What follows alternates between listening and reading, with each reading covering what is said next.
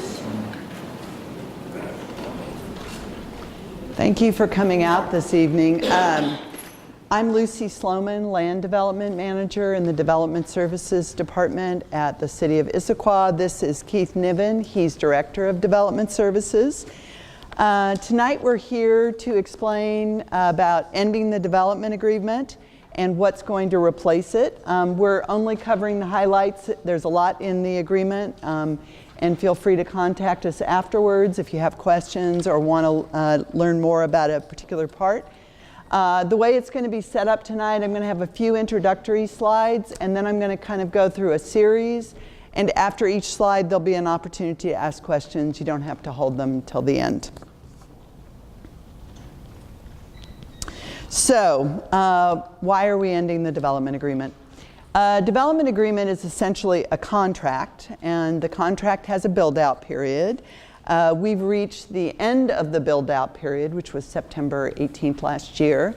The development agreement doesn't automatically terminate. Someone has to decide to terminate it.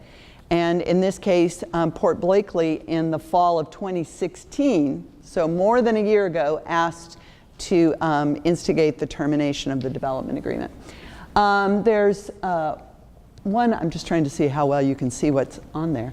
Along with Issaquah Highlands, there are two other development agreements that we are either terminating or modifying that are next to Issaquah Highlands. So the pink is what we call the TOD development agreement, which is where Z Home and the Y is. Since that's completely built out, we're terminating that development agreement while we're doing this other process. The other development agreement is the WSDOT TDR, which is the area shown in green. We are not terminating that agreement, but we're modifying the boundaries because Pinecrest and Sunridge are again built out. The property that Bellevue College owns has not been built on, so the development agreement will remain in place for that piece of property. We began the process with public meeting here. I recognize some of the faces who were here last time in April 2017, and basically these are all the public meetings with various commissions and council committees that we've held over the course of the year. And we're coming back to the community to kind of close out this process, tell you where we've gotten to over the course of the year, and then report back to the council committee on any comments or issues that were raised in the meeting. So how did we approach this? Well, we had three goals. These are big overarching goals. I'm sure we have lots of other goals. The first one, though, is the most important, that we wanted to retain the character of the urban village. Each urban village, because we're terminating both Tallis and Issaquah Highlands in this process as well. We feel like you guys really like the place you live, you like the way it's turned out, we like the way it's turned out, so what we're trying to do is figure out the best way to preserve the character of the community while ending the development agreement. Second is create as few non-conforming situations as possible. Well, what is a non-conforming situation? Let's say you have a house and you build it to the setbacks that are required, and 10 or 20 years later, the setbacks get bigger. Or you put a business into a building like a dance studio, and over the years they changed the allowed uses and a dance studio isn't allowed anymore. Those are both legally non-conforming uses. They were put in legally, but they no longer conform to the rules in place. So we can't avoid all of those circumstances, and I'll talk about one instance that is likely to happen, but we're trying to avoid that in the process.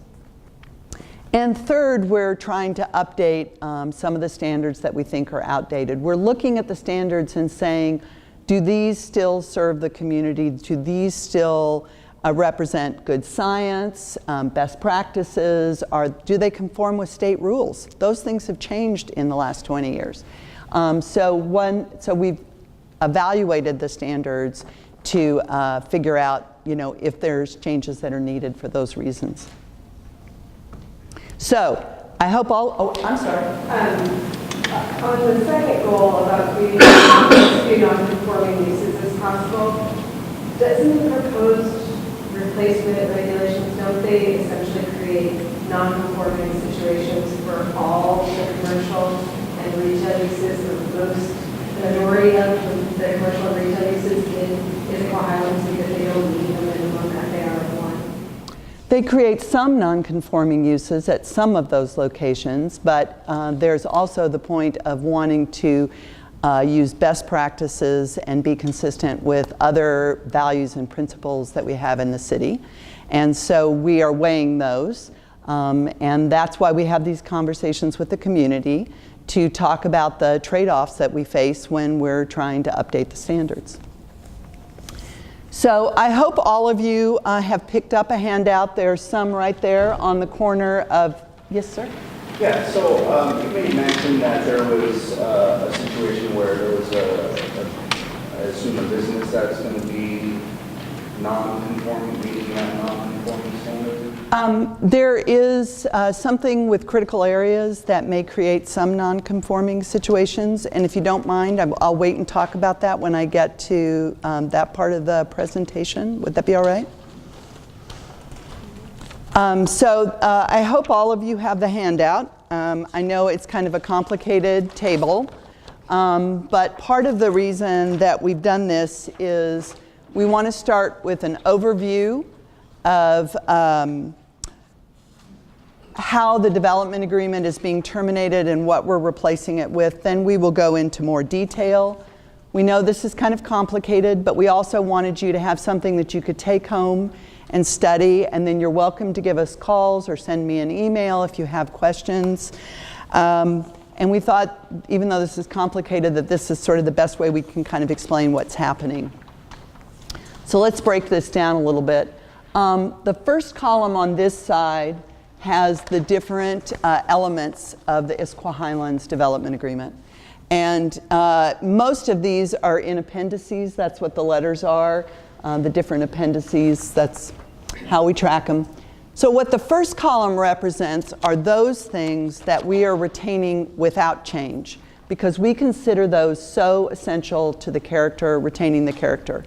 So in this case, it's the goals and the guidelines. We aren't updating them, we aren't editing them, we aren't streamlining them. We're just keeping them as they are and carrying them forward for use as we build out the rest of the community and into the future. The second thing we're doing with a number of standards is streamlining them. We feel that we know which aspects of those are necessary going forward, and we've just kind of trimmed them down to those pieces.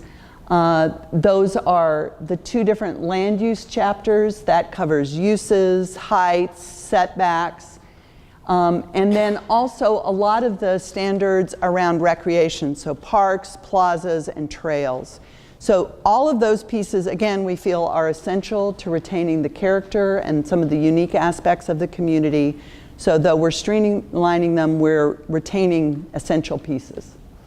Some pieces of the development agreement are just done. There's no more quarrying that's going on here. We're just terminating that section. In some cases, we're going to the municipal code. What that means is we'll be using the same rules as the rest of the city. And so those pieces are the ones where we've been using part of the city standards, or the city standards are the best science or match state law. Stormwater standards are an example. The stormwater regulations have changed a lot over the 20 years. And and so we're just going to go to the state's required stormwater standards. And then lastly, we're using Central Issaquah standards. So there's been some discussion about that. The Central Issaquah standards, well, I'll start the other way around. Issaquah Highlands Development Agreement, first one we did in the city. We started working with that, and then a number of years later, we had learned a lot of lessons. We had another property owner come to us and say, we'd like a development agreement. So we took some of the best practices that had evolved, some of the development standards that evolved, and then lessons that we'd learned, and we wrote another development agreement. And then another development agreement, another development agreement, like Swedish is an example, or Lakeside, their quarry has a development agreement for future reclamation. And then we got to Central Issaquah, and what we did was take the urban village standards that had started with Issaquah Highlands and had evolved with best practices and lessons learned, and use that as the main basis for writing Central Issaquah. So in a lot of ways, using Central Issaquah at Issaquah Highlands makes sense because it started with Issaquah Highlands, and it represents a lot of things that we've learned and practiced in this community. So, what does not change?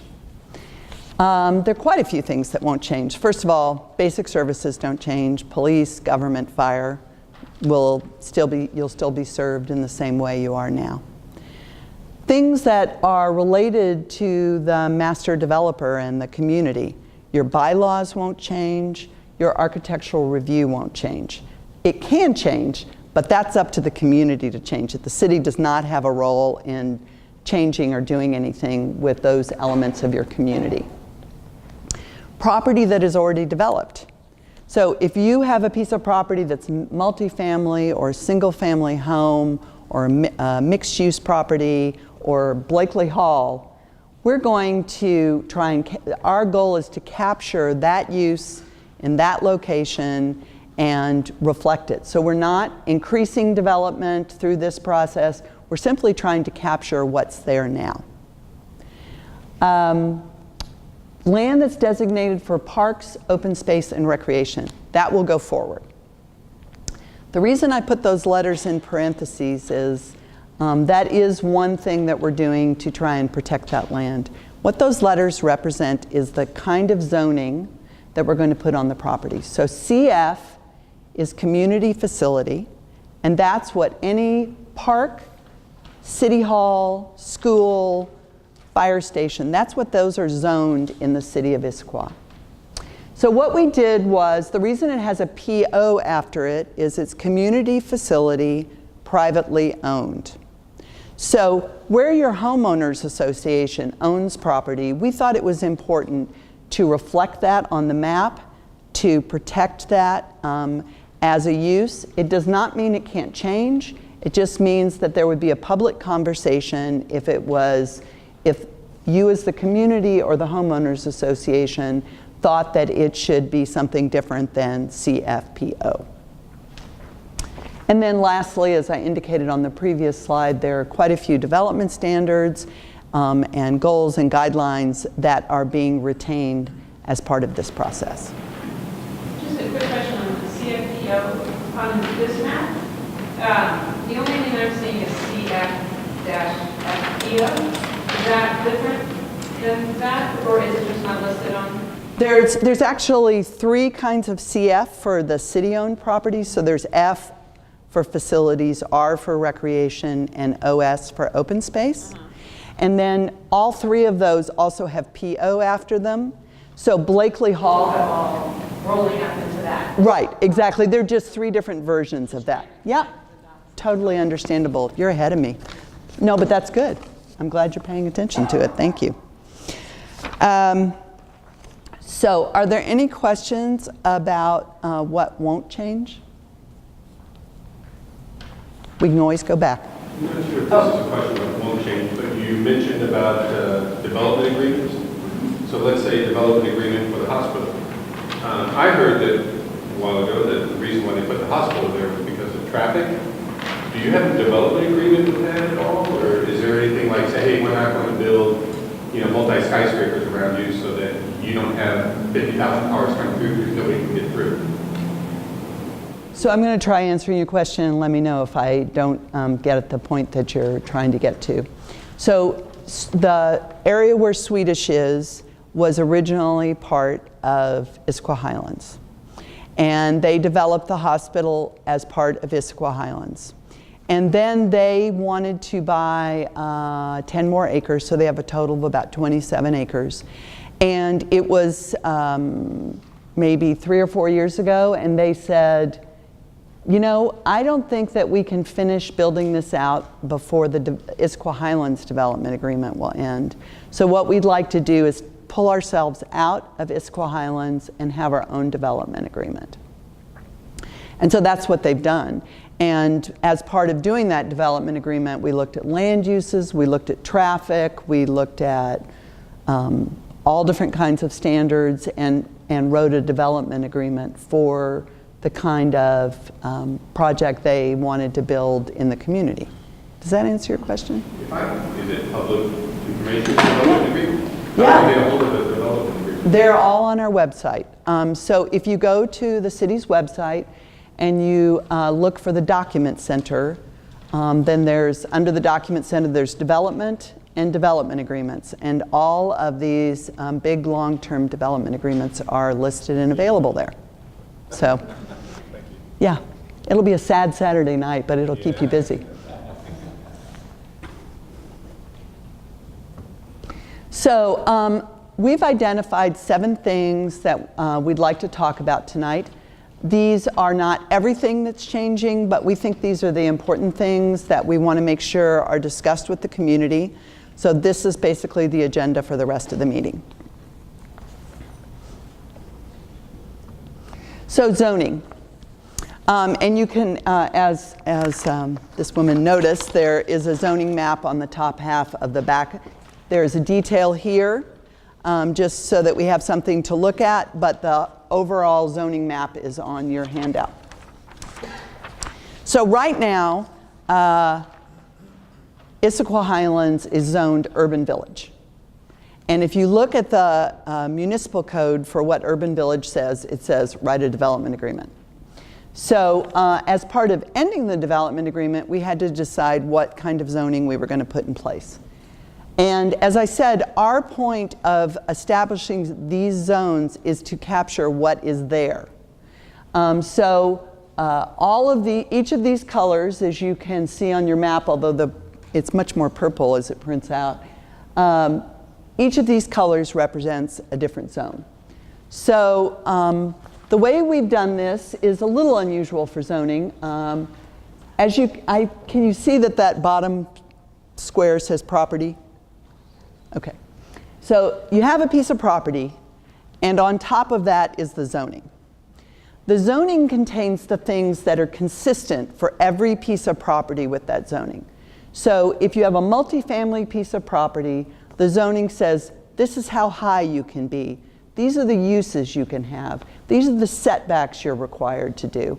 All those kinds of things that are consistent across all multifamily properties. The overlay are the things that are unique to each property. So for instance, one multifamily property might be allowed to build 135 units. Another multifamily property might be able to build only 10.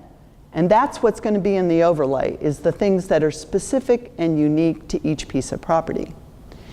Now when you get to a single family piece of property, the overlay really isn't that important because each piece of property gets one house. But we still have an overlay of one. With a park, you have the zoning which says you can build facilities, you can build recreation, you can build open space.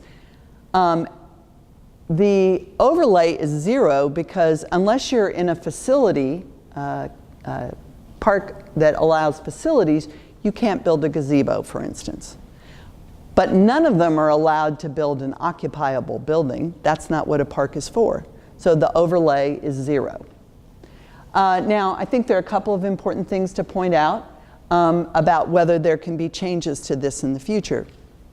One is that any change to the zoning or to the overlay or to the uses requires council action.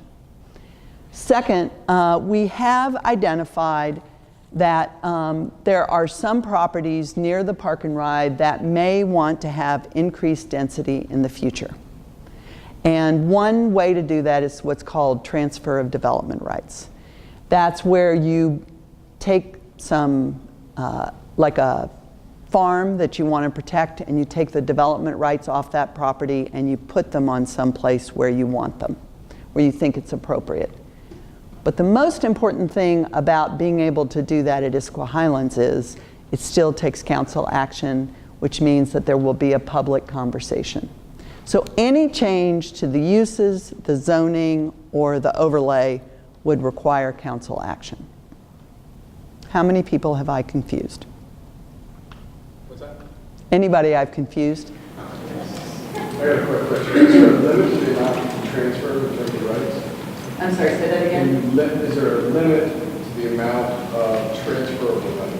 No, it would be what, the council's going to, you're going to have to evaluate the roads and you're going to have to look at those kinds of items, but it's really going to be a negotiation between the community, the property owner, and the council about whether what's proposed is acceptable.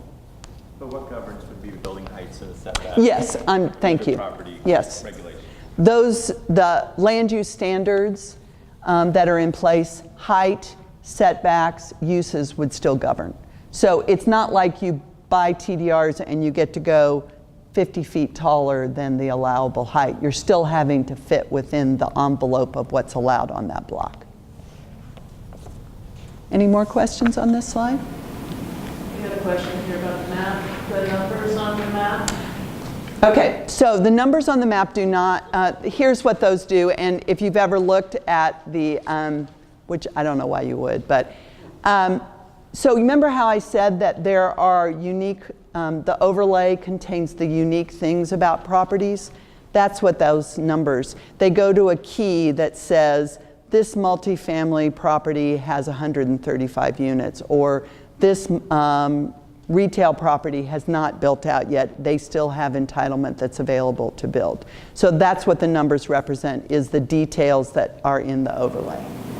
Is there a reference online to a legend online to discern all these initials and numbers? Yes, so tomorrow night, the Council Land and Shore Committee is meeting to discuss Talus and Issaquah Highlands and a number of other things. And if you go to the city's website, look for City Council and then the committees, you can see the packet. And in the packet are all the materials that would be in place. So it would have the written description of what each of those kind of codes are for the zoning. It would have all the maps. It would have the details that go with the numbers. All of that is available on our website. Yeah. And that's a public meeting tomorrow. Oh, absolutely. All of our meetings related to this are public. Yeah. Any more? Yeah. So I'm from West Island. We heard that the high street is closed from West Island to West Park and right. Will be closed like West Street. Will that fall into zone? No, that will be, so the closure, it's not, we're changing High Street into, let me go to a different slide so we can, yes, I will. And while you're doing that, just a question, is that a done deal or not?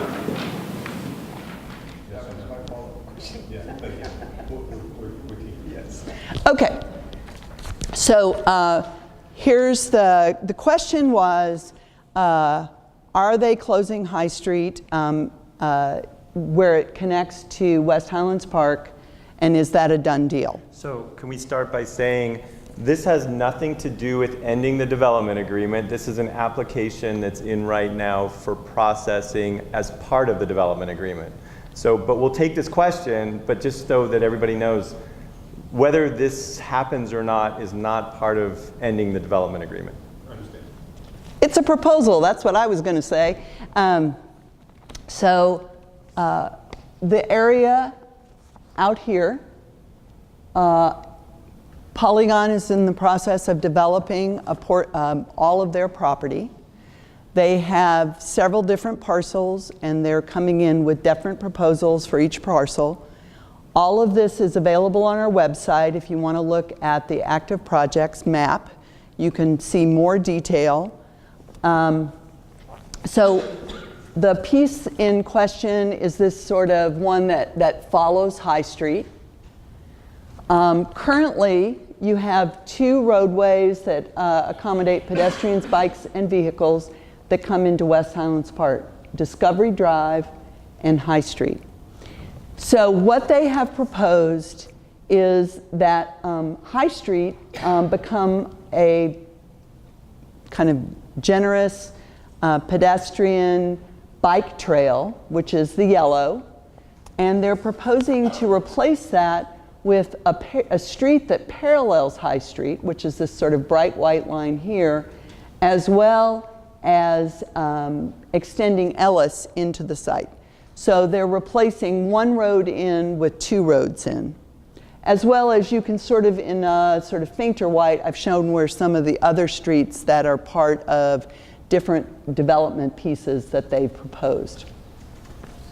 So this is just an initial proposal. We are currently reviewing it and writing a staff report.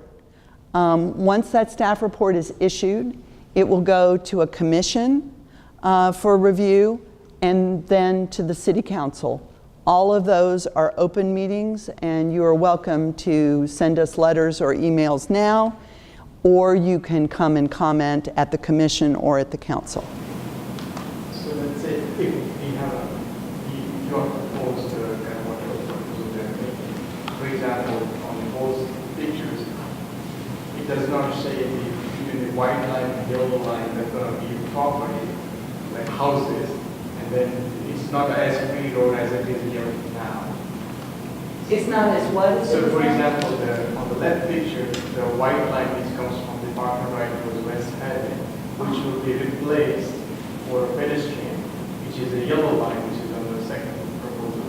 What I'm saying is, it does not actually show that the new road which they are proposing will be to the bigger community, and then going to inside a community rather than having it the way the road is now. So You're saying that it's going to be going through yeah, residential going houses, through the so it'll community. have a different characteristic than kind of a bypass road? With character plus between the white line and the yellow line, it's going to be houses there, like 2 houses. So anyway, it's not the same road as what it is now. It will be something that the community going through. Right. And it, okay. Yes. It- I Right. mean, yes, there's trade-offs, right? And I was wondering why city is making a trade-off. So the city's not making a trade-off. The applicant has proposed this. Right now, the staff are reviewing it, and ultimately, we will write a staff report whether we support it or not, and for what reasons. But now, we're taking public comment, not at this meeting, but if you would like, we can give you a business card. You're welcome to send us comments of any reasons why you may not like that proposal, so that we can get that considered before we write our staff report. We would appreciate that. So, and let me just add one thing. This is a cartoon I made for this night tonight, okay? And this, you know, the reason why I mentioned looking at our website is you can pull up the drawings that have been submitted. So you could see a lot more. You can see the width of the street. You can see where there are, because there's actually trails that go through and connect. There's a whole bunch of things that come with this, and those are their pluses and minuses, and so that would be an opportunity to understand in a little more detail what they're proposing, and then give us feedback on whether you think that's a good idea or not. So, for the last 6 months or so, I've been a total rookie on all this kind of stuff. So I've been learning a lot. It might be good sometime if you have a meeting like this, maybe take us through the websites, because I'm going to go try finding it. Sometimes you find them, sometimes you don't. You don't understand what you're looking at. But it might be a good whole class for one whole meeting. Here's how you go through the city council, the city's website, or whatever they call it. It would help me. Sure. And let me just say, not that I wouldn't want everyone to have the same level of access, feel free to email me, feel free to come in and meet with me. I would be glad to do that. I will say that the search function on the website is pretty good. And you also can put in the city's website is issaquah.gov. And if you put /development, you get straight to the active projects map. And on that map, you'll see colored boxes, and you just click on it, and the information pops up. Yeah, and I tried that. I don't always understand it. Look at it, Fair enough. honest, you know. Yeah. But the other thing is, it would be a really great thing maybe, I don't know if you guys have a Facebook page that talks about, we can get on there and it updates you, hey, we're gonna have a meeting on this, and here's what's actually been covered. Because on my Facebook page, the West Highlands, they said, hey, we're gonna be talking about this, which is this right here, tonight, and then they expounded on it earlier today, hey, we're really not gonna be doing this, we're gonna be talking about that, which is fine, because I've learned a whole bunch of stuff already, which I appreciate. But it would be really great if there's something, some other way to communicate, so like they were supposed to have meetings, they always had meetings on Monday. Well, January 1st was on Monday, so I assumed they were going to skip, and then it was on Tuesday, then I missed the one 2 weeks. Anyway, so, but just communication somehow, Sure. so we can know things better. Well, and I'm just going to tell you what we have, and you're feel free to tell us whether it's working or not. There's a Facebook page for the city of Issaquah, okay? And then also, if you go to the city's webpage, I think it's called notifications. It's on the left side. You can go in there and you can say, I'm interested in these 6 topics. You click on those, enter your email address. I do that because I get really good information as an employee. So you can go in there and just select which ones interest you, new development, traffic, you know, they have various ones, and then they'll send you notices related to that. So, but feel free to let us know. And I'll talk Yeah. close to you. So, and just to add to that, you should sign up for the weekly community e-letter. It comes out on Thursday afternoons, because if the city's talking about something Highlands related, it's in there and we let you know in advance. It's in Connections News, community meetings in the centerfold section. On our Facebook page, the official Issaquah Highlands Facebook page, not one of the multiple forums. And what else am I missing, Nina? Well, That's it. Twitter too. So e-letter, Facebook, monthly. So it's out there. You just have to We should subscribe. have one big meeting for us to kind of do it. Just say, here's a great way to do it. I think I'll be the only one there. Yeah. Well, Kristen, I was just going to say too, like, you guys in Connections provided a nice update of this month, but even there, it was impossible to get a good visual of this map. It was pretty condensed, so it might be cool if in the e-newsletter this next week, maybe you could link to the digital map that they're talking about. If you could, I don't know, anyway, that might be helpful to connect the dots. We're trying. Well, and I guess I would also suggest that everyone put your email. The reason we have the sign-up sheets is so that we have email addresses. And if you want to indicate that you'd like me to send you a link to the packet that they're going to be using tomorrow night, I'd be glad to do that. So let us know what you need. We're trying. That's why we're out here. We're trying to get the information out. So I appreciate you helping us understand where you're having challenges. So. Thank you. Yep. Okay, I think we're done with that one. Okay, second map on the back of your sheet is related to recreation. So I mentioned a while ago when we were talking about standards that we were keeping streamlined versions of the Parks, Plaza, and Trail standards because we thought those were essential to the community, but it's not just the standards. We think that the actual parks and plazas that are in place, as well as the trails, are already an essential part of the community, and that those should not be changed without a community conversation. So what we did is, in conjunction with working with the folks over here, we did an inventory of parks throughout the community, and those are mapped. There are 3 key plazas down in the town center that were required. Those are mapped, and parks, trails, and plazas have to be retained. You cannot reduce or remove them without council permission. So it's important to look at this, just see what parks are identified, and you know, if it's related to your project, that you're aware that this is going to be a requirement going forward. And then new projects have to provide additional parks and plazas. So if someone had a piece of property that had 10 houses on it, they decided to redevelop it with 14, they would have to, for their net new units, they would have to provide additional parks. Just a point of clarification, what parks, do you mind pointing out for what parks are city-owned and which are, because I don't believe most of those, right, are actually city-owned. Right, I believe that the dark green ones are city-owned and the light green ones are privately owned. That's correct. I phoned a friend. So, last night at the city council meeting, somebody came up, one of the developers, and she was saying, hey, she recommended. Well, hello. So she talked about the agreement being, you didn't know, the agreement being canceled, and she said, hey, we can't do that, it's illegal. I was like, her side, our side, your side, whatever, what is illegal, what's not illegal, canceling and stuff. Is she correct, is she not?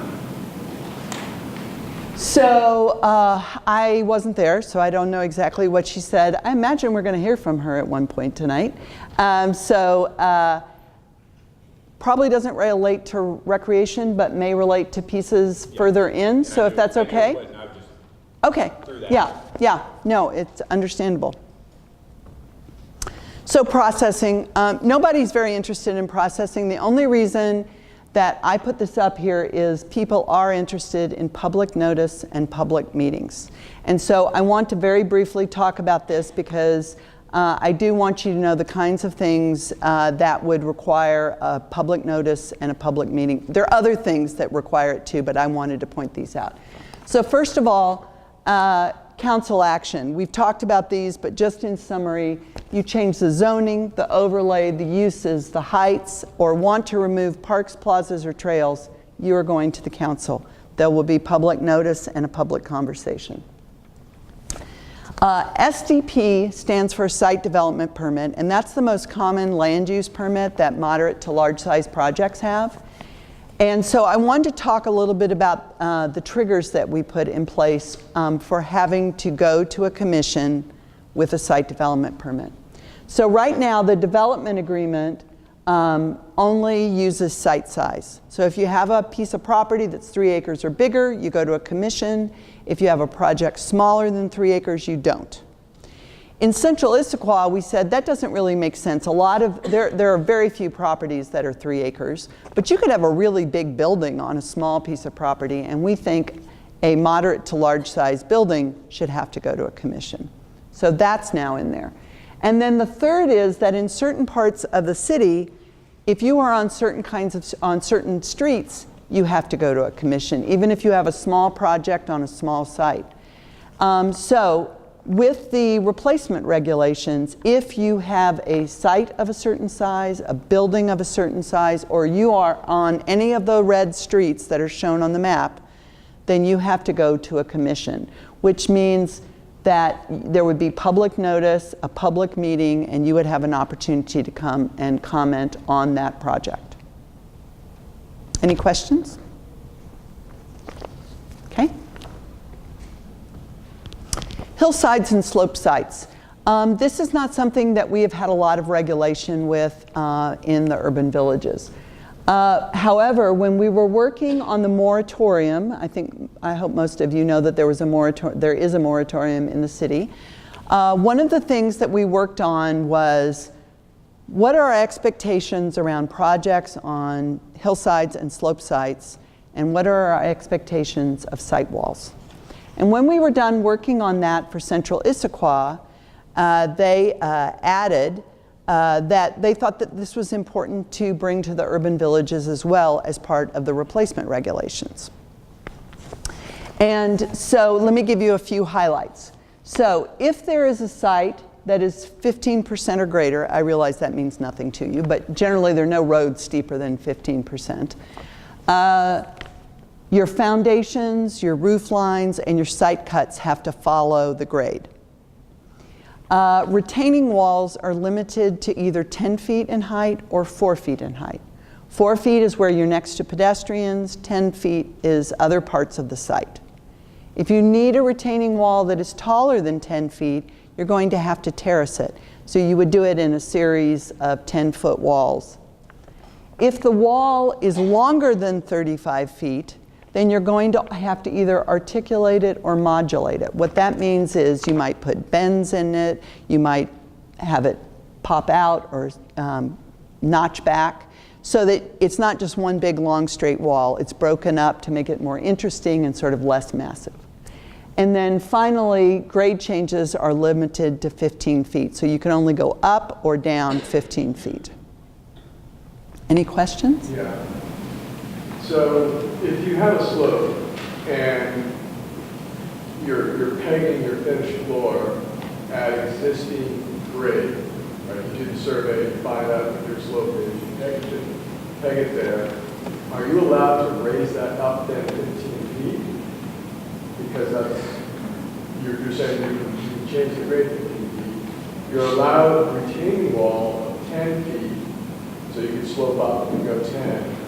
So theoretically, for example, let's say you had a property on the west side of 9th Street. So it was developing on the east side of 9th Street, and it slopes down. Would they be able to jack their finished floor up, even with 9th Street, keeping it at 15-foot max? Or is that finished floor, you know, maybe it's a 60-foot line, you're finding the grade at 30 feet, center of slab, and that's where it has to be. Or you raise it, or how does that work out? So this is more not about so much the finished floor as it is the overall mass of the building. Well, the overall mass of the building, of course, is limited to 40 feet or like 60 feet maybe. Right, so it all comes off of where you put your finished floor. Now, the finished floor set, you know, an average of where the grade is and slope down the existing grade, or you're allowed to build it up and say, all right, we got our 15 feet max, we're good, now we go. So instead of, say, for example, looking out and seeing, you know, the roof lines of the building, now you're seeing the third floor. So the requirements are to have street-related buildings. So it wouldn't, the goals and guidelines of the community wouldn't support having a first floor 15 feet above. No, but if the street is at, say, elevation 0, and when it slopes down from there, you know, you're, at the end of your slab, you might be, say, like 120 feet or so. It might be an elevation minus 30. Some slope in the hill, right? So are you allowed then to say, I'm basing my elevation of the slab begins at elevation 0, curb line, or... So, David, I'm going to suggest that you and I have a separate conversation, because I do, but I think this is going to require drawing to make sure that we understand what each of us is saying. So I'd be happy to talk to you about it. I'm not entirely tracking, and I'm not sure how many people, or we could talk about it at the end of the meeting. I'm happy to have as many people hear about it. I'm just not sure that I need a piece of paper to draw on. Well, that's fine. That's fine. But I've gone through your regulations. Right. No, I mean, they're good questions to understand the implications, because there are no flat sites any place. So where do you pull your finish? There are numbers. Yeah. Okay. Just a question. Oh, I'm sorry. The language is drafted. Does that mean that this is the finished language? Has this been adopted yet, or is this still in negotiation with the council as far as the central Issaquah? So the Central Issaquah Design Manual, which is where this originally appeared, uses a different kind of structure and format than the replacement regulations. But we've taken the same language and put it into the format of the replacement regulations. Everything is a proposal. Nothing has been adopted. Right. I mean, that's why we're talking to Land and Shore tomorrow night. So there is an opportunity to, for things to continue to evolve. So this probably has nothing to do with this. This is why I asked the question. So this has only to do with hillsides if you're going to build on the hillside. What if you're going to build something on top of the hill, let's say maybe cut down the top of the hill, put an elementary school in there? Would this have anything to do with that? So I'm guessing you're talking about the site west of Swedish. That is not inside the project boundaries of Issaquah Highlands. And so at this time, it wouldn't, wouldn't apply. Thank you. Mm-hmm. So critical areas and trees, and I think this speaks to your question that you had earlier. So we just wanted to point this out. Critical areas are like streams, wetlands, steep slopes. And we've been using the regulations from 20 years ago. The science has evolved a lot. The state has different expectations. The city has different expectations. And so we are going to be using the city's regulations for critical areas. Those buffers are bigger than the buffers that were used to develop Issaquah Highlands. And that means that if you are near a critical area, you may be inside a buffer now. And that would make you a legally non-conforming lot. However, if you think about Issaquah, it is a very old city, and there are a lot of properties that were built before there were any regulations. They essentially are over a stream. So we have a lot of experience working with homeowners who have legally non-conforming lots near critical areas. It does not mean that you cannot make changes. You just may be somewhat more restricted in the kind of changes that you can make. But you can still often do a new deck, an addition to the house, those kinds of things. Does that answer your question? Yes. Okay. And then trees. When Issaquah Highlands was when the way the development agreement was set up was there was about 400 acres that could be developed and maybe 1,400 acres that were preserved forever. So the areas that could be developed could basically be completely cleared. The rest of the city has tree retention rules, but because they set aside so much open space, those rules were not applied to the development areas. But now that the development agreement's ending, the tree retention rules will apply. So it doesn't mean that you can't cut down a tree, but if you want to cut down a tree, we'd suggest that you talk to the city. Sometimes it needs a permit, sometimes you just have to let us know that you're going to do it. But it varies depending on your use, where you are, how big the tree is, how many trees you want to take down, is the tree diseased or not diseased. So just give us a call or look online before you do anything. Is there any overlap with HOA as far as the law? I thought so. Because you're probably more, there's stronger restrictions in our HOA than there is. We work together, but a lot of the open space is city-owned but maintained by the IHCA, or owned by the IHCA and maintained by the IHCA, or we both have responsibilities. So one tree could literally be in 3 different properties. So it could be a condo, it could be the HOA, it could be the city, it could be us, and it could be the BPA lines, it could be PSE has an easement, so there could be multiple entities on one tiny square. Right. So we have to work through that on a case-by-case basis. So I'm just going to repeat that since I'm mic'd. That there is a lot of overlap between the HOA rules and the city rules, these new city rules that are coming in, and we will continue to coordinate. Sarah and I meet frequently, so we will continue to coordinate to make sure the rules all fit together.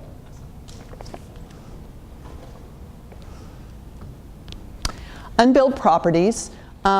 These aren't every unbuilt property, but they represent a lot of them. There's some lots up at Harrison that haven't been built yet.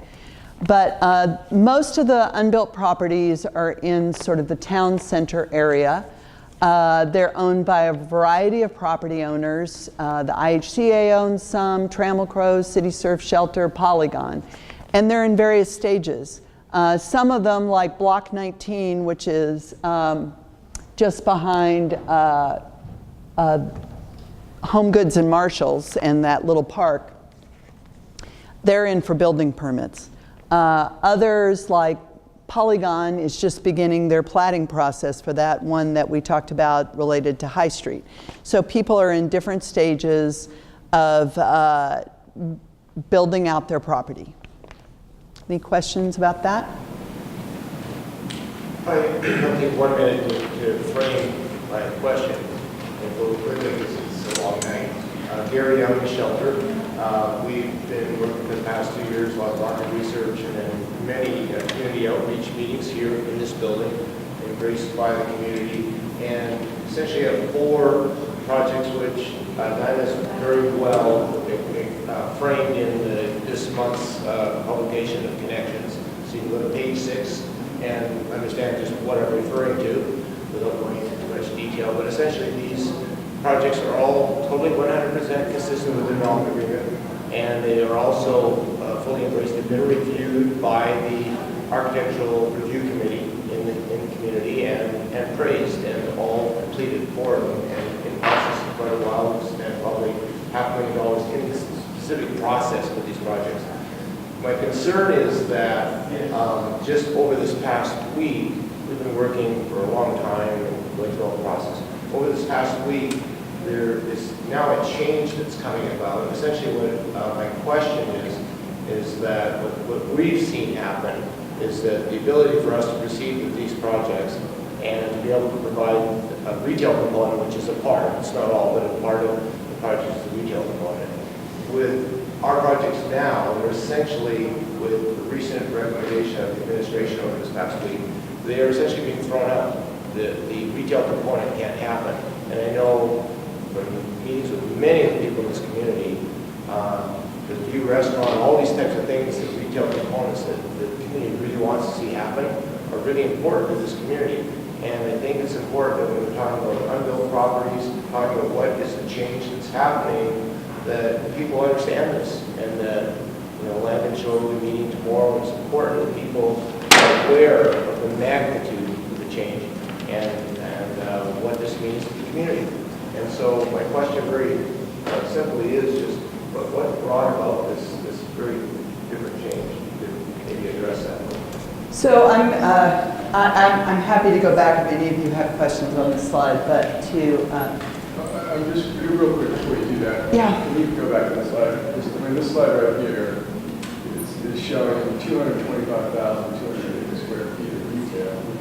So Mike, what's disappearing? Well, would you like to answer that, or my answer? No, what's your answer? My You're the one who said that.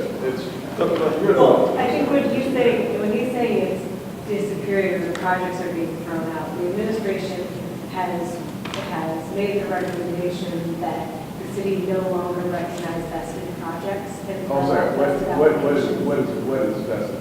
Vested is? Like vested to the development regulations under the development agreement. So there I are know the applications. development agreement, or now that the development agreement is expired in September, right? Now it's a vested property. It didn't expire in September. Yeah, a vested property is An by state law application is a permanent property, right? No. You vest with a complete application, and the city administration has changed its recommendation to say that projects that are in process that have site development permits should not be recognized as valid projects. And then the reason this is significant is right now there are projects, ours in addition to potentially others in the community, that have been in process for a significant amount of time.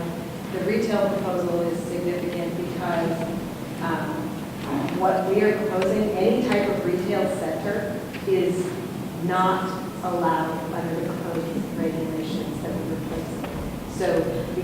So that's not true. So why don't, before we go down a rabbit hole, let's answer the question so that we get that on the table. And then I think we can kind of unpack this any way we want to. So I think let's try that as a positive step. I think there's some of us here that Right. some level setting. So if you guys So could Yeah. help. So what's going on here is the administration has changed our position on what we believe should be a vested application. What a vested application means is that you have the ability to go build your project, basically. And states, With the current regulations. with the regulations that are in place. And what's important is the regulations are changing. As we've heard with the replacement regulations, they will be different in some ways than what's currently in the development agreement. So that's what's of concern for property owners that have not reached that stage where they can actually build their project. So here are the reasons why the city has changed. I'm going to turn it back over. He doesn't like me very much. We don't have tomatoes left. You're all right. She's wearing black. Called me Johnny Cash earlier. We'll get him. First of all, the development agreement provided no guidance on vesting. So it just said, when you get to the build-out period, one of the parties can terminate, and there was nothing about what you do going forward. The development agreement's term, the build-out period, was specified from the beginning. It was very clear what that build-out period would be. You could let the development agreement go forever, but Port Blakely decided that they wanted it terminated, and we've known for a year and a half that it was going to be terminated. So we have a concern. I think the current administration's concern is that we're vesting projects to outdated standards, and that the point of the replacement regulations was to update things that are out of date, and that one of the challenges that we face is that for many years we had a partner with the master developer, but as the development agreement ends, we don't have that partnership, and that partnership was essential to getting the quality community that you see today. And so just to touch on one of the points that came up, there are certain things that are vested in state law. A preliminary plat, a building permit, a development agreement, a short plat are vested under state law. So the rest of it is a question of what does the city think is the right thing to do going forward. The administration last year had one approach, the administration this year has a different approach, and so that's where our change has taken place. So can I clarify a little bit the statement that you don't think is true that retail isn't allowed? It is allowed, retail is an allowed use, but the only way under the replacement regulations as they're proposed today that you could do a retail use is if it's in a ground floor of a larger commercial building, which, on the surface, that seems like maybe that's an okay thing. But when you look at what the market is or isn't for commercial office space in Issaquah in general, and in Issaquah Highlands in particular, there is no way that a developer can build a significant amount of office space in Issaquah Highlands. So what that means to you as people that live here is that there may be the ability to build one building in the near term. The forecasts that we've had done by professionals are saying, by 2040, maybe you could have 200,000 square feet of office. That's like one or two buildings.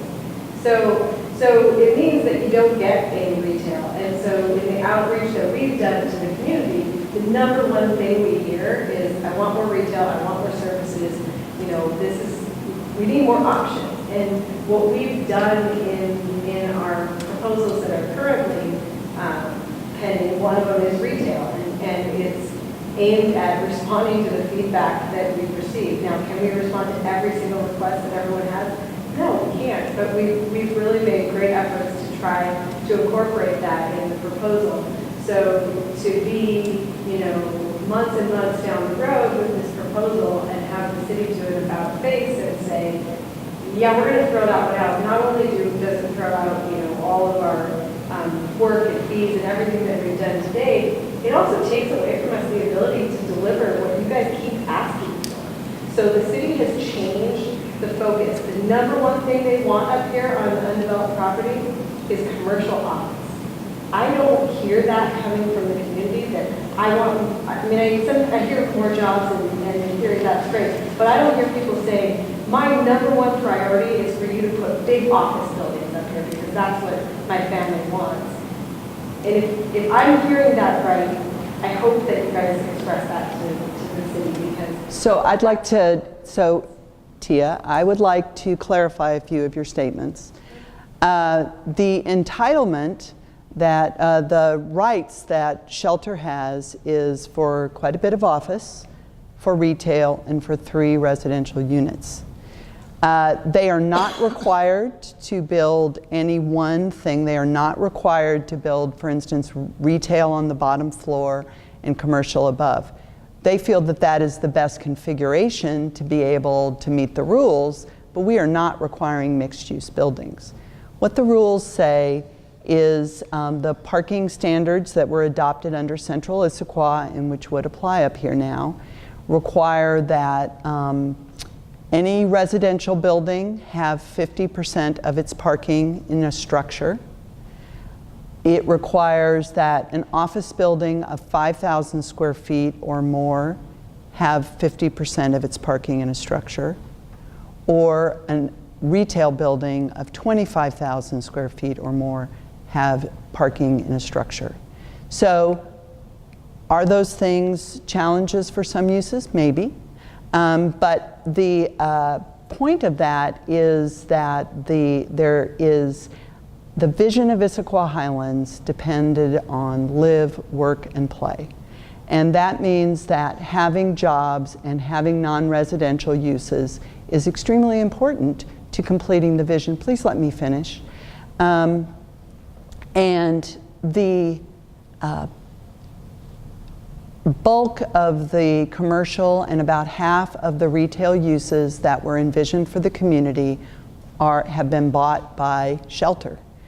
If they were going to develop all of that, they would have to build 2-story buildings over the entire site with structured parking, either underground or part of that. They are not required to build any of that.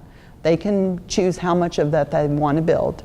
But it is likely that they would have to do some structured parking to achieve that part of that vision. It's true that the market may or may not support some of those, and so it may mean that there is time before the market would be ready to build those. But it's not that we're requiring that they build mixed-use buildings.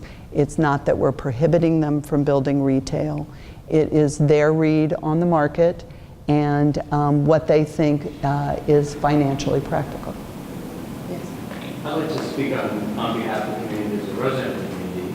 While I appreciate what Shelter Holdings is doing with reaching out, and I also appreciate what Shelter Holdings is doing with trying to bring retail back into the community. It is desperately needed. I'd just like to make a comment for the community to understand that it seems to me that the Grand Ridge commercial development, which is the only retail that we have in the Highlands, on 14 acres, they have over 300,000 square feet of retail space. Shelter Holdings has 21 acres, and the proposal that they have in front of this community is far less than what is existing in Grand Ridge in terms of retail space. And Grand Ridge retail space is completely sold out. There are no vacant storefronts in Grand Ridge. There's waiting lists. The restaurants are overbooked. There's plenty of room in this community for more retail. And to say that this is the best proposal that you can come up with, which involves large open parking areas, drive-through restaurants in a walking community, which is supposed to be an urban village, I don't see that as being in the best interest of the community. So excuse me, yes, sir?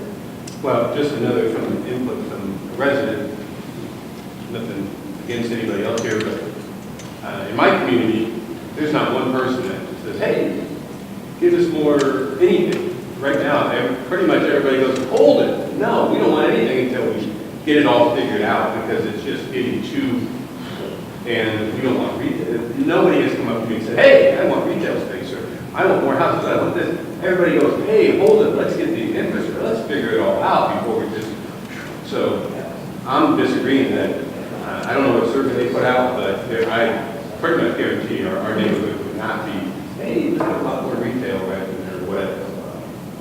I've done a lot of communication with them. I think in our neighborhood, it's the opposite, full of families. Can you tell me which neighborhood? Daphne Park. Okay, thank you. Full of families with elementary age kids, and we're all saying, okay, we don't want any more building of apartments, but we would really love to see some more retail, some more restaurants that are very family friendly, some more activities that kids can do, especially as they're growing up, getting older. You know, my kids are like, please can they bring us a bowling alley and an arcade? You know, something that we can do like within our community, because we have so many wonderful things outdoors, but when it's rainy, to have some indoor space, indoor basketball, something we can do where we don't have to go all the way down to Gilman or, out of the city to go spend time with our family. That's something that's really strongly needed, and my neighbors and I talk about that a lot. So we would love some great development there. John? I appreciate what the city is trying to do by, having employers in the community. And obviously, that's what's behind, as you said, the increase to FAR 1 to encourage, businesses and so forth. But the difficulty is when you look at the economics of going vertical to development, and you put what your costs are on one side of the page, and you put what your revenue was on the other side of the page. I think what Tina is saying is the market says that based on the revenue, would there be a demand for suburban office? Sure. If your price was low enough, if you were charging $15, $20, $25 a foot, you might be able to get some folks. But unfortunately, with today's construction costs, we're talking about structured parking, and I'm sure you know what structured parking costs per space, right? It's a crazy number. But when you do an actual economic analysis, it doesn't work. The side of the income side of the page doesn't support your cost to build it. So what appears to me is happening there is you're trying to pass regulations that you think are going to spar office development, but the financial reality of it is for the people that have to write checks, have to guarantee loans, it doesn't pencil. And the next thing is just a comment. I really think, it's awful that Microsoft pulled out, right? Everybody wants Microsoft here. The city needs to get over it. They really do. It's ancient history. Microsoft's not coming in here. It shouldn't even be discussed anymore. So, my question, and I have a question right here. What studies or what information can you share with us that historically can you share with us that in other communities where a minimum FAR has actually had the intended benefit that you think is going to happen with, when the FAR has been raised historically in other locations, what effect has that had on building? I mean, I can tell you from a developer standpoint, you want to go as dense as you can, period. Without a minimum FAR, you do, if the market supports it. The market doesn't support it here. What historical information have you provided to the administration to show them that this FAR increasing it to 1 is a good idea and is actually going to do what you think it's going to do and maybe bring back a Microsoft-like employer? So I don't think we're looking for a Microsoft-like employer. I think the thing I want to start with for the lay people in the audience is what an FAR is. So FAR stands for floor area ratio, and it's one way of measuring density. In some communities, they don't even use heights, and they just use FAR. So my way of explaining it is, if you had an FAR of 1, you could build a single story over the entire site, or 2 stories over half the site, or 4 stories over a quarter of the site. So you can see that it gives you a certain amount of bulk, and then you can manipulate it in different ways. So setting a minimum, sometimes it's a maximum FAR, sometimes it's a minimum FAR. And part of the reason that we put the FAR in place was to, I think I've got a slide here. Yeah. So part of the reason that we put the FAR in place was because we want to make sure that the land that we have is being used efficiently. We want to complete the live, work, play vision, and we want jobs. Now, John may be right that the market isn't ready, and so that may mean that we have to wait. I think that is the community conversation that we're having is Is waiting a good idea? Do we have a certain way that we want our community to be developed, or do we want to get it completed with what the market will build now? That's a conversation that we can have. These are some examples of projects that are right around or over the FAR. So Star Point, just down the block from where we are, is a FAR of around 3.5. What type of use is it? It is retail on the ground floor and residential above. The point I'm making is I'm trying to give the audience who is not familiar with an FAR a sense of what different kinds of FARs represent. I'm not saying that they speak to your specific example. So for instance, the YWCA is at 1.5. That is a mixture of their offices, a large daycare, community center, and then residential.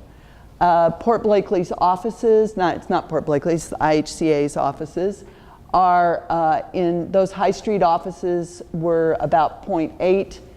The cinema is 0.9. So that gives you just a sense of what an FAR looks like, to get a sense of the range of FARs that are around. So I guess first a basic question on FAR. I mean, to understand what an FAR is, don't you need to also understand where the boundary is of the lot around the building? So looking at a building and saying it's an FAR or whatever it is, it's sort of irrelevant if you don't know how big those lots are. So pictures are to some degree helpful, but to some degree don't really tell you anything. And then I guess to clarify my earlier statement that retail isn't allowed under or isn't, it can't be built under the proposed replacement regulations of retail center of any type other than an indoor mall, which isn't a feasible development here or anywhere right now. Is the FAR that's driving it. So it's the floor area ratio that is the problematic regulation that's been added. So if you have to have a floor area ratio of 1, you can't do that with a retail product. And so to give you the size of our, all of our property is currently one lot. We have a plat in pending for it. But the minimum amount of commercial and or retail use that would be required on our lot is 900,000 square feet. So it's not an insignificant amount. And when you look at the size of lots that are going to be there, you can't build a retail project that's big enough unless you're talking about an indoor mall. So while retail may be on the allowed uses list, with an FAR of 1, it's not feasible. And I guess if the city disagrees with that, I would like to hear them explain what they're basing that on and have they talked to retail brokers and or developers to help understand that issue. You're saying the parcel is so large that if with an FAR of 1, the structure would be such a large square footage that there's no tenants from a retail perspective. Or you have to go through this crazy exercise of like making really tight lots to try to fit buildings. I mean, it doesn't make any sense. And so if retail is a use that's supported by the community, the replacement regulations should be different. And it can be very easily fixed by just changing the FAR to say it applies only to commercial uses and not to retail uses. If retail is something that the community wants, the only way you get it is if the FAR doesn't apply to it. And that's just the reality of the code the way it's written. Yeah, I agree with a lot of things that were said here today and tonight. And getting back to what you said, Lucy, I think summarizes and it's kind of the genesis of the whole thing. It's live, work, play. And that component was a work component from the beginning. With 225,000 plus square feet of retail baked into it. But the idea of copycatting what was on the north side of the street on the south side of the street, that was never the intent. That was never the intent when the development agreements were put in place. That was never the intent when the properties were sold. It was never the intent when the developers on all sides of the street took enormous risk and put forward, So nobody's doubting that 225,000 square feet of retail over there is necessarily a bad idea, but it's how it's being done. Everything looks all roses, and it's, you know, in Grand Ridge Plaza retail. But there's a, it could be better. You know, there's not the work component there that supports the daytime population and the lunch crowd and all of that. The whole idea of mimicking the, you know, the same development on the other side of the street is just going to water down the entire thing. So instead of having a vibrant downtown with a complementary retail office use and shelter site, you end up with just a, you know, a watered down effect on the entire thing. And that was not the intent. As it was not the intent or the safer route for the developer, whoever made that to mimic what was successful before they got there, in mimicking the mid-use, medium density residential or the self-storage. That was not the intent. The intent was to do retail and set up the retail urban environment that you have there. Just as across the street, the intent was not to mimic exactly what is there now, but to do something different with densities that would support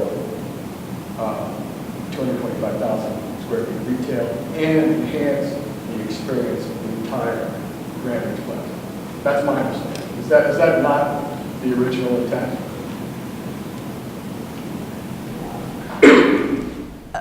We have a certain amount of entitlement that came with the development agreement, and we're playing out different pieces of it and trying to sort out how we close out the community. And So can you answer my question about, is there any historical information that you can provide? First of all, you're great job explaining FAR, although those aren't comparable properties. Because of the residential, anybody with residential properties, of course, wants maximum FAR because residential sells, but office doesn't. But do you have any historical examples of when a government has instituted an FAR and stomped on the property rights of the owners, where it ended up being a benefit like the administration would like it to be? Do you have any examples or any historical information on that? So the purpose of this evening is not to provide a research documentary on this issue.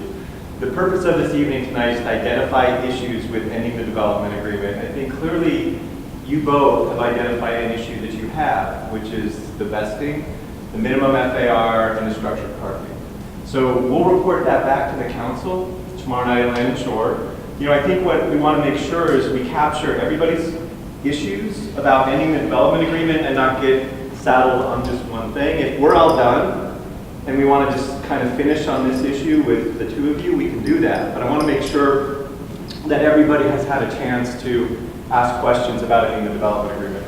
And I appreciate that, but the problem is, at Land and Shore, the council members, we can go up and spend our 5 minutes and speak, but there's no public time that we can engage and ask our questions, and so we can alert the public and let the public know that 10 days ago, your administration is stomped the property rights of the owners. And this change, Keith, was made in the dark of night after 6 months at the very end. You were there, you heard me say it. The goalposts were moved. And I'm here tonight to talk about that. You guys want to just pass it on the 20th. You want to take our permits that we've paid for and throw them in the trash can and make us start over. And we're here to let the public know that they need to know what's going on, because we're not going to sit back and let you take away our property rights, which doesn't just affect us, it affects all the kids that email me on Facebook and say, I want to go surfing. And so, John, if you're talking about letting the public know what's going down here, and it's maybe the few people that are not on the side of it, we were forewarned by the city, as I'm sure you all were, that you've got one piece of property left in Grand Ridge Plaza, you better get your development permits in by a certain date, or you're going to lose those rights. I mean, that That was what was laid out to us, as I'm sure it was laid out to you. Are you a representative of Regency? Right. So Regency came to this community. We talk about the vision. I've been in this community 30 years. Regency came, no public outreach. I spent 2 years with the community. And you talk about the vision, there was no hospital. There was no intention to ever have a hospital there. And so these things evolved to the blessing of this community, because it's amazing how many really good things have happened. And to say that, you know, it's not the vision to have a mirror or have some additional retail, but we're trying to work in concert with existing conditions and then enhance that. And to say that 100,000 feet of medical office is not, you know, that's not in the spirit, or that would be a detriment to retail. Well, you're implying. So I I'll thought, focus my final comment, if I could please, because many things have been said. It's very frustrating, because we have spent millions of dollars, and I've spent time with the community, which very few developers do, if any, and we are committed to this community on the other side of the fence, to the fundamental needs of this community, working with the school district, and working in areas where this community needs more support, and this city. And it is very uncomfortable for me to sit in this room after the years we've spent and to be faced with a situation that literally John described. It's not right. And so we are wanting to be extremely positive in this outcome, and we want to see good things happen. And we're committed to do that. And we want the support of the city to do that. Jeff? I feel dumber now than I did when I walked in. And I was pretty dumb when I walked in, I think. I don't know what is going on. I don't know what to believe. I don't know who to believe. I'm completely confused. I think I'm the chairman of the UBC still. I think I'm a long-time resident of this community. I'm thoroughly confused. Honestly, don't know what's up. So, you know, I know that everyone's got their thing. And I know that I don't want to see a change in what's entitled, and I'm still a huge believer of the balance of commercial and retail relative to residential, and I still don't think we have any or enough of that. I still want to see more commercial and office being built, but I want to see services, I want to see retail, I want to see entertainment, I want to see activities. I want to see all of that come together. And I think that the entitlements that are in place right now support that. What I don't know or understand is what the real riff is. I don't understand what can or can't be done. I hear from you guys what you don't think you can do or what you can't do. And I hear from you guys that that's not right. And so I just simply don't know. I don't know what to ask or what to support or what to do at this point, because I'm really freaking confused. And I don't know where to get the right answers. So, help me. Is it that I'm that dumb and I'm not getting it? Or We're confused. I'm really nervous now. Oh, man. So part of this is, you know, if you kind of wind this thing back to what was expected. So Microsoft was never envisioned when this development agreement was put together. Microsoft, I was here then. I was here when Microsoft bought option number 1. And so I know what I'm talking about. So was Lucy. So was Jeff. So let me say this. The idea was that there was supposed to be a certain amount of commercial space, which was commercial jobs, office jobs, a certain amount of retail, services to support the residents and the offices, and a certain amount of residential units. That was the whole thing. And rather than do 5-acre subdivisions, this was all going to be a future home of the Seattle Seahawks under Ken Behring's team. And that was the original vision for all of this land. And when Ken Behring sold the team and moved and basically sold the property to Port Blakely, a different vision came about. And that was, rather than doing a bunch of 5-acre mansions in the woods, what if we did a different program where we preserved a bunch of trees and built a balanced community?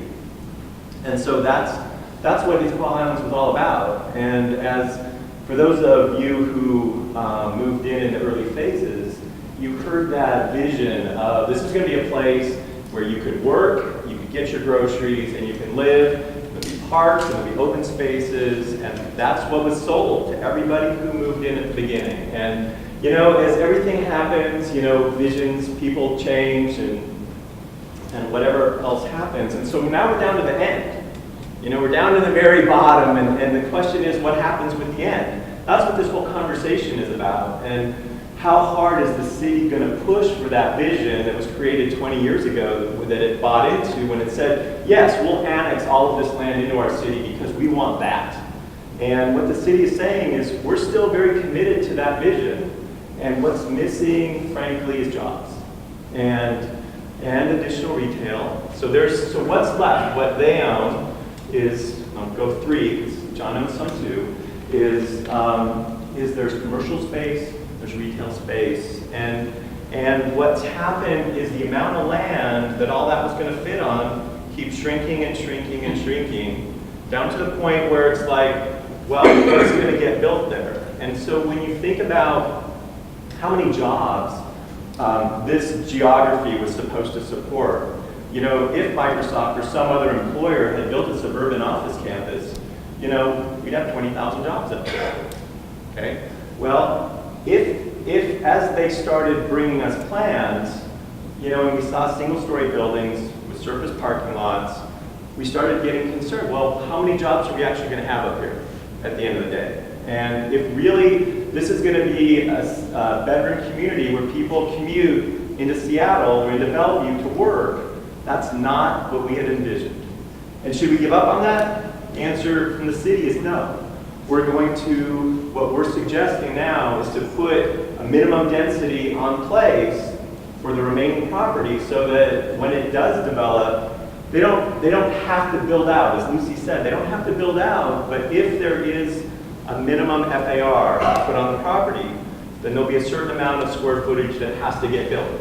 Maybe what it does is the market's going to say that's not going to happen for 10 years. Well, now Robert wins. Because he's like, hey, 10 years, that'd be great. Let's leave it, let's no more traffic, let's let it sit for 10 years, and then the market will catch up. And then you'll have some multi-story buildings with structured parking built.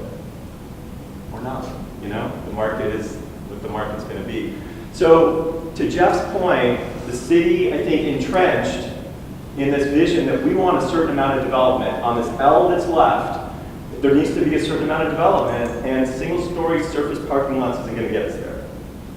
And the idea that we should just allow that, because in 30 years, when those buildings have devalued to the point where they get bulldozed and replaced, maybe something denser will happen. Maybe, maybe not. And so, I mean, you can look down on the valley floor, and I can show you a lot of aged strip malls that have been sitting there for a really long time. They're full of tenants. They're raking in the cash. They're not redeveloping anytime soon. And you can look at Front Street Market as a great example of that. So we decided to raise the bar.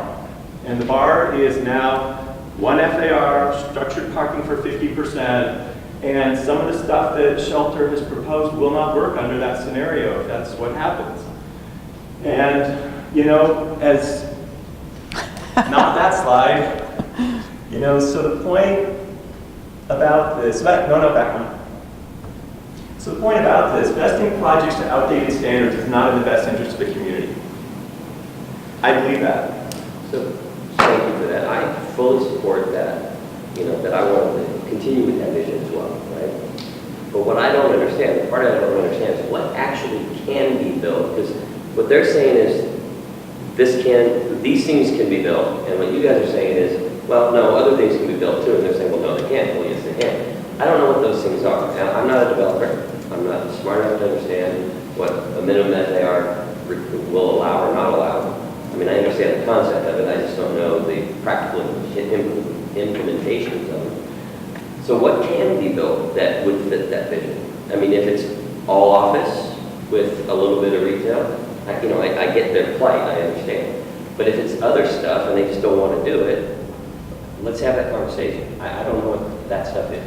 So it gets back to the point that they were making, which is, depends on the property size, right? So if you had a building, a single-story building on half of the parcel, a parking garage on the other half, they could build that, right?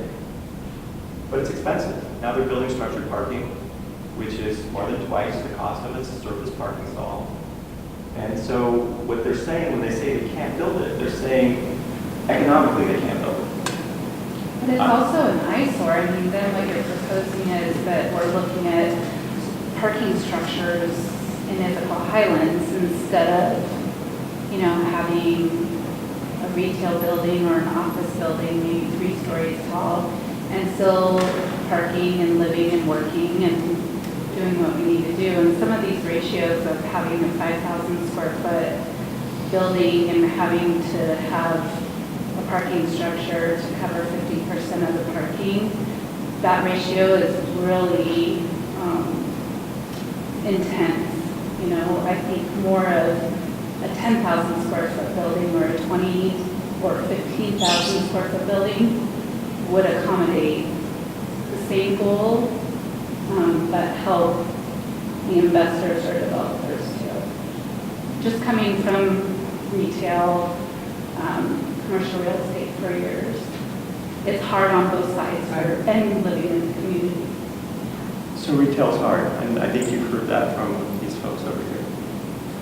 Office is not. Suburban office, you're not going to build new office anywhere and surface park it.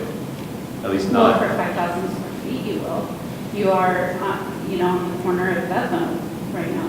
That's a 6,000 square foot building, surface parking. One of my goals was to work at Microsoft. I moved up there 10 years ago and love where I live. West Denver. Literally, I can look out my window and I can see exactly where it's at, where a stone is hit, so I had to jump a fence to get it. But it would have been so, I wouldn't have had to drive, wouldn't have to do anything. That was my goal when I moved up here. I couldn't wait for them to build it. Yeah, the road was pulled out when I did my life and but now I drive 15 miles to work. It's not horrible, but it was a lot farther than I expected. I'm a computer geek. And so it didn't happen. Things changed. Oh well. I personally am glad that you're kind of reviewing everything. And I'm sorry for anybody that's been affected for it, but I think it does need to be reviewed. And I think you do have to take a look and see what's happening. And you have to go, you know what? We have to make some decisions.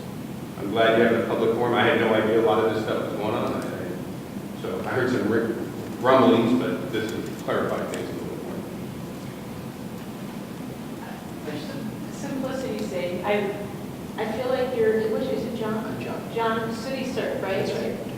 I just feel like property rights. Can you just, it might be a good example to help get our heads around it. It's very simple property, and I think we all get the concept of you're trying to build a structure with an indoor wave. And so with this change, what changes your structure of your requirements from what it was a week ago or 2 weeks ago to what you're saying now? Hasn't changed? Well, if we were at the moment, the property is about 54,000 square feet, no more than an acre.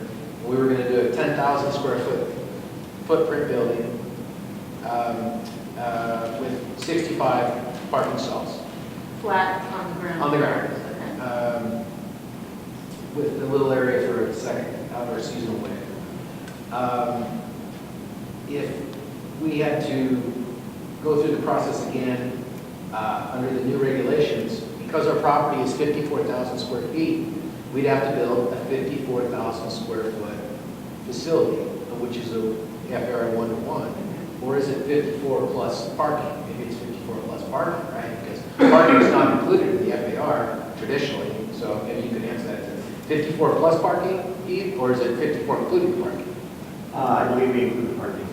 We do not include the parking. You do not include the parking. Okay, so what that means is that I have to have 100% lot coverage and then have a parking, and then park on the second floor, which is, it's going to turn out to be a 100,000 square foot building. And so I would love to build a 100,000 square foot building there. And I spent a year going out to businesses that might want an office building, because our intention was, hey, this is more parking than we can use, there's some density, we want to find an office user to build along with the surf center. And it's been 14 months and I've struck out because there are no big office users that want to come into this market. So to answer your question, if we had to build to the new standards, we'd have to build a 54,000 square foot building plus the parking to support it. Parking above or below, Right. the weight. Okay. Yeah, I'm just trying to, because I think your property is just one that the community kind of knows about. It's simple shelter, there's just a lot going on that it's harder for the community to wrap their head around. So I mean, is that a fair representation? I just was trying to find a real example that might be helpful. Well, so then I would ask the question, does that seem reasonable to us lay people? Yeah. I'm struggling with it. Yeah. You know, Yeah.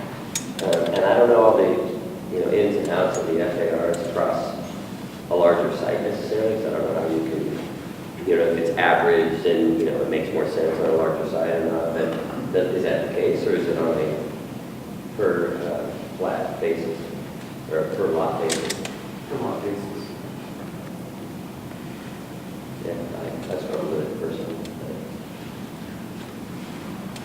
I mean, it's that plus parking, so. Just a quick question for the surf shop.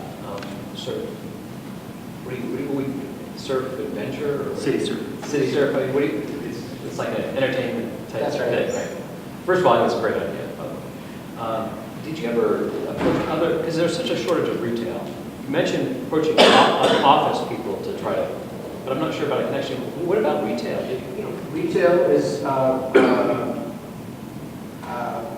it's a great idea for that property, but unfortunately, to get the retail, in addition to the city serve, we'd have to build structured parking. Right. And when you get into structured parking, like he said, it's double the cost of surface parking. It can cost you $40,000 a stall for structured parking. So you end up spending so much money on your structured parking that you can't charge the rent For retail. You can't charge the rent to make it all balance economically. Your break-even is going to be a lot further in the future if you could build costs.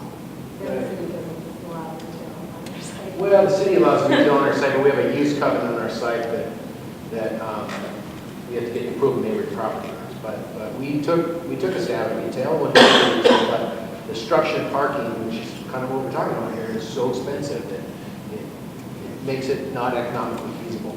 John, did you have fully approved plans? I do, yes, we do.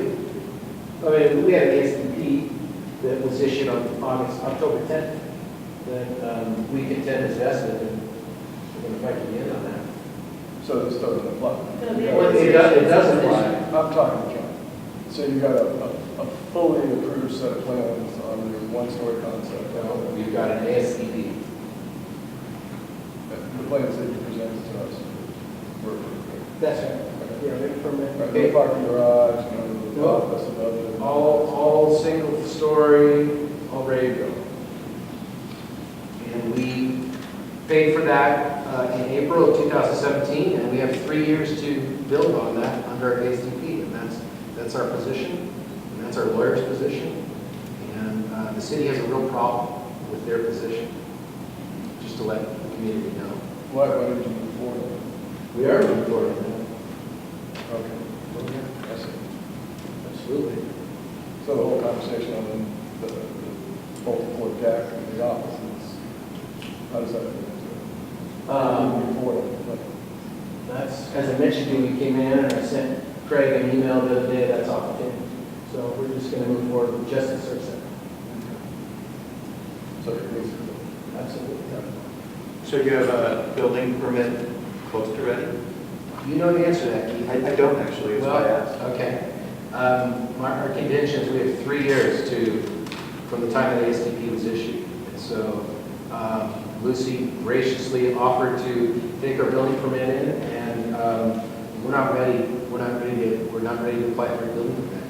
We're working on other issues. Our wave machine is in fabrication right now. We're focusing our efforts and our funds on that. In the near future, when we're ready to, we will apply for the building permit.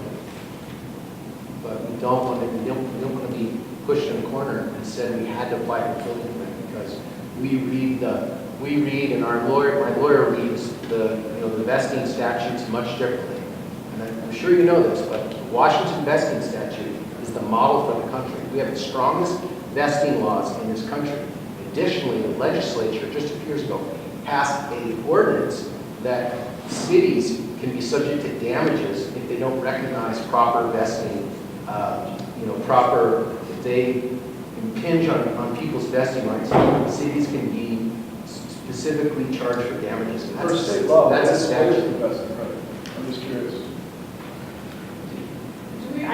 So I feel like you guys have, there's obviously this very important, very strong concern, but I also think we have like residents here too. So we want to make sure we cover this part and then keep going over this, or what's most valuable to everyone? I don't know, I'm just guessing.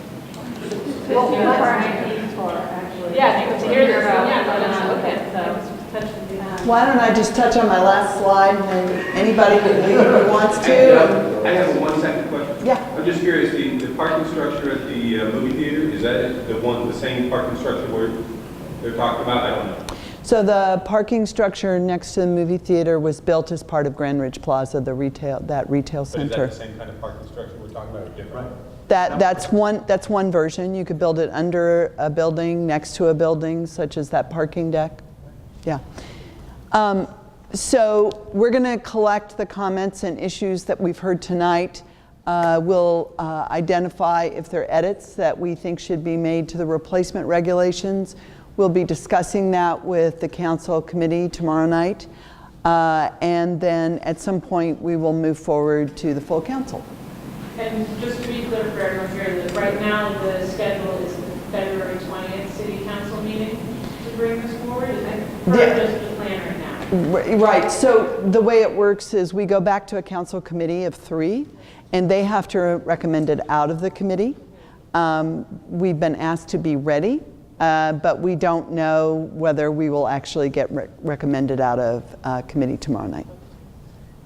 It could go back to Land and Shore in March. Okay. Any, I know you guys have more, but any more from this side or any of the citizens? Is there any opportunity to, like, put these FAR regulations, and then once we're filtering the 2 sides, is there an opportunity to change? I mean, is this what these next meetings are about, changing the regulations, that the FAR 1? Is there still an opportunity to change that, or is that? So it's about setting it. Okay. So whether it sets at 1 or set somewhere else, yes, that's what we're doing right now. Did you have a question? Yeah, I just wanted to follow up on Christie's comment about learning about meetings and James' question. So the Land and Shore Committee meeting is on our calendar, the IsaquahHighlands.com/events, and so you'll see it there. After I will go to that meeting and hopefully learn where it's going to go next. The Land and Shore Committee only meets once a month unless they call a special meeting. But in either case, whenever I know, if I don't know, don't blame me if I don't know, but if I do know that there's a council meeting that affects Issaquah Highlands, we will put it on our own calendar. But and that kind of helps, that makes a little filter for you, because sometimes it's very hard to go to the city and look at all the agendas. That's what I do on Friday afternoon, and find out if Issaquah Highlands is coming up on the calendar. So I try to do that for you. And then we disseminate that information through our social media, which Christy and Vicki work on very hard through Facebook or Twitter. And then the e-letter that comes out on Thursday afternoons. And if you're not getting the e-letter on Thursday afternoons, any of you in this room, even you guys, come to me afterwards and make sure I have your email address. I'll put you in for you. You can always send it on the website. But we try to be that filter for you.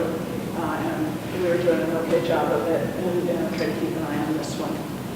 Well, just the fact of doing this is great. It's giving, people an opportunity. Yeah, thank you. Can we